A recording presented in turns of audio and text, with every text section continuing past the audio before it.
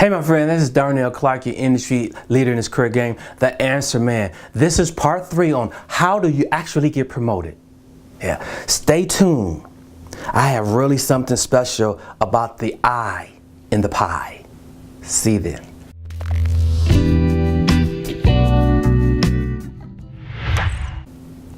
Hey my friend, this is Darnell Clarke again, your industry leader in this career game, the answer man. Hey, this is part 3. Actually, how do you actually get promoted? Now, if this is the first time you're seeing it, stop the video, go watch part 1, which was all around, hey, what's the difference between just coming to work, doing your job, versus actually trying to get promoted? That was part 1. Part 2, I broke the pie principle, which is the P, which is all around performance. If you haven't watched those 2 videos, stop this video, go back to video 1 and video 2, and come join me for video 3 for I in the pie. So this is all around how do I actually get promoted using the pie principle, using a piece of pie. Those 2, right? So this is part 3. Part 3 is that, all right, so now we're talking about image. Image is 30%. Remember I told you the performance, P for performance, is only 10% of the way to get you promoted. This is 30%. 30% is image. 10% is performance. 30% is image. We're trying to get to 100% so you get to that ability to get promoted. This is 30%. So what is image, right? This is all about your reputation. It includes how others think of you, what the organization thinks inside and outside of you. And if nobody's seeing your image, then they don't know you. And people don't promote people they don't know. This includes how you look, how you speak, what you say, how you say it, and how you present yourself.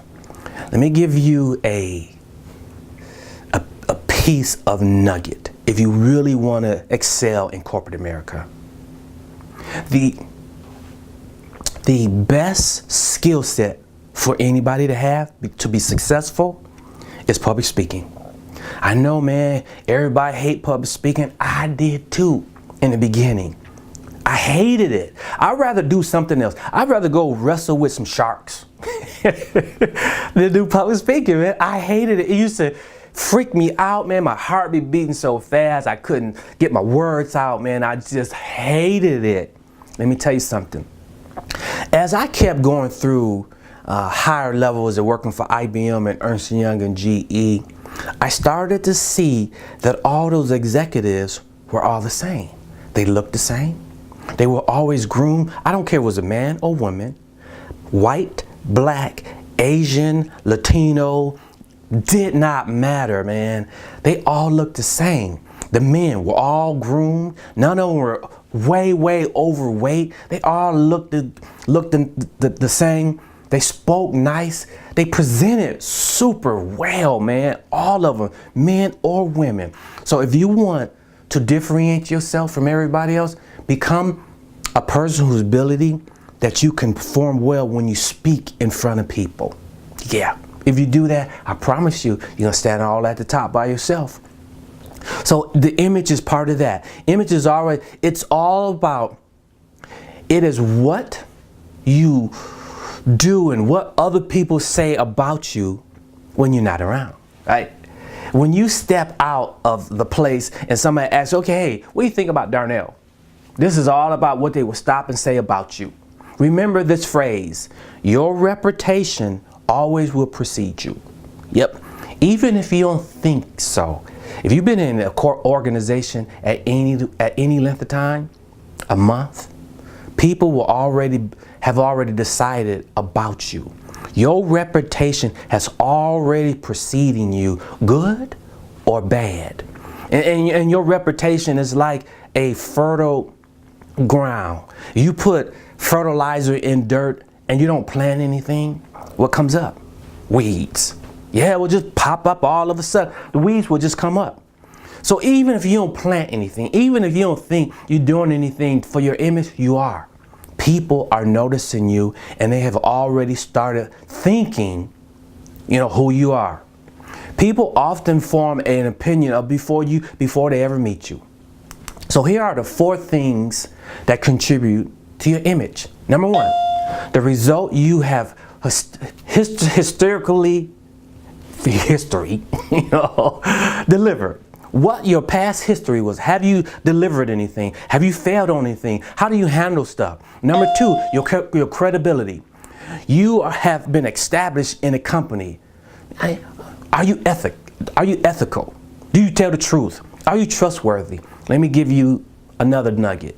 Be known as a truth teller. As you go up the corporate ladder, it's not a corporate ladder anymore.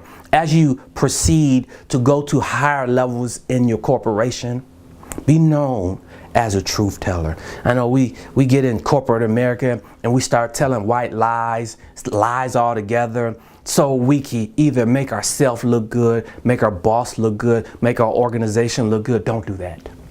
Don't do that. Be known as a truth teller, even if the truth is bad. See, as I was climbing the corporate organization, I was always known as a truth teller. So when they wanted to know something about anything, they would come to me because they know I'm gonna tell the truth. And to be truth about it, I was a consultant one time. I was there for no more than a month, and my boss wasn't there at a staff meeting, and so the director asked the question. The boss wasn't there, so he turned to me and asked me the question. I told the truth. We're behind. Matter of fact, we're not only behind, we're 6 weeks behind. Got my boss in trouble. A day later, they fired me. They fired me, man, because I was a truth teller. So what? I'm going to always tell the truth no matter what. You can always rely on Darnell to always tell the truth. So your work style, are you collaborative?